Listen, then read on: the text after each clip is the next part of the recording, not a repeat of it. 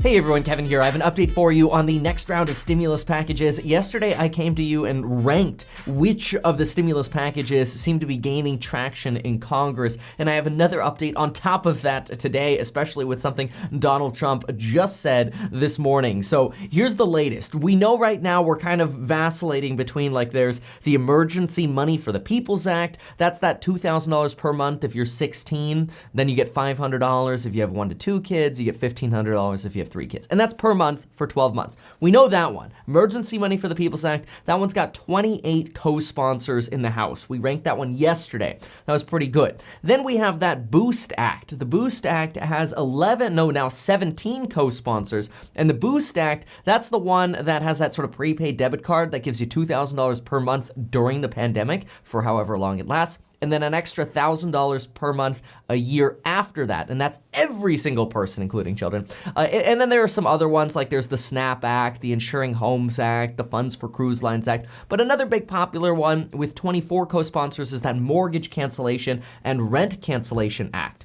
Well, here's something very interesting that's happening.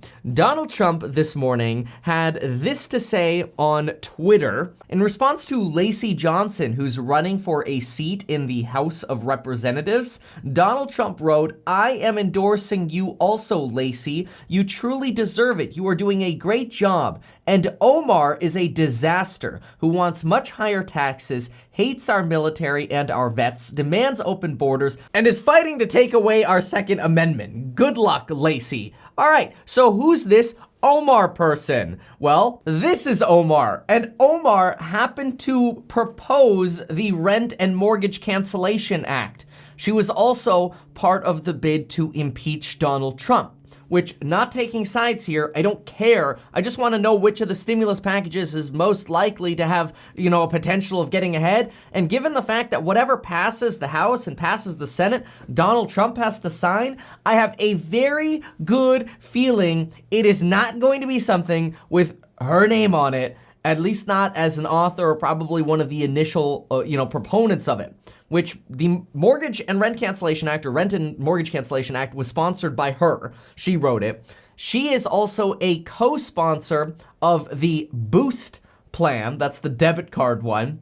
And she is not a co-signer or co-sponsor of the Emergency Money for the People's Act. So reading between the lines here, I'm not super optimistic anymore about rent cancellation or that Boost debit card. But Emergency Money for the People's Act, that $2,000 per month if you're older than 16, that continues to get support. We keep seeing more and more, co-sponsors for that, and we keep seeing more and more media about it, but still no clear Republican support on that. Now, I do have to express a little bit of frustration, but you know what? This is just the world of media. I get it. I'm going to share this with you because I think it's valid. So take a look at this. This is my video from yesterday. Second stimulus. Congress just ranked the most popular bills. I'm one of the first people, actually, I have not even noticed anybody else mentioning that you can kind of track which bills are doing better by the amount of co-sponsors they have. That's all research that I did. And I posted that video at 11:09 on Sunday in California time, which is about 2 p.m. Eastern.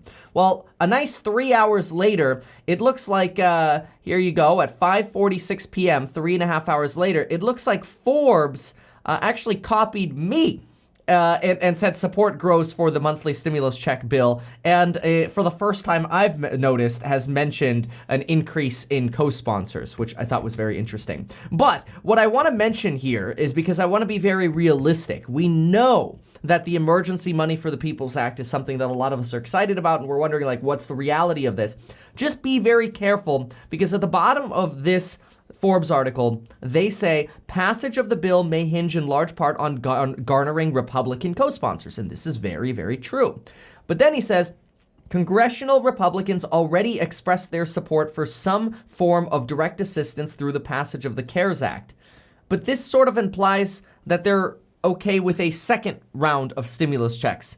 We do not have that confirmation yet. In fact, just to be clear, we haven't heard a single Republican yet say anything about additional direct payments. We know that Donald Trump is not opposed to future direct payments, but right now, it's all in the hands of Republicans. The Senate meets this afternoon, and the House is tentatively scheduled to meet later tomorrow. Potentially, though, that's going to get shifted to next week. But the Senate is really where we want to see things happen anyway, because the Senate is controlled by Republicans. So yes, for right now, I would say the top candidate out of every single proposal that exists is the Emergency Money for the People's Act. It is the best one, I don't think. After this, with Trump and this tension between Omar, I don't see Boost happening. I don't see the Rent and Mortgage Cancellation Act happening anyway. And honestly, both of those had some funky provisions in it that those were basically dead on arrival, in my opinion. The Emergency Money for the People's Act is one of the simplest, cleanest bills. It's just very well, straightforwardly written, and I'm not trying to, again, be left, right, or center. I'm just like, no matter which side you're on, if you read it, it's like, oh, that's pretty simple. Now, presidential and congressional drama aside, and media drama aside, I had to do it, yes. Make sure to go down the links below. Get 2 free stocks with Webull when you deposit $100. And of course, sign up for life insurance within 5 minutes from your phone. And in terms of a bottom line on this, yes. Right now, the clear frontrunner out of any proposal that's in Congress is the Emergency Money for the People's Act. And this week, we should start seeing some movement on it. So fingers crossed, you know I'll be reporting on it. So hit that subscribe button, and we'll see you soon.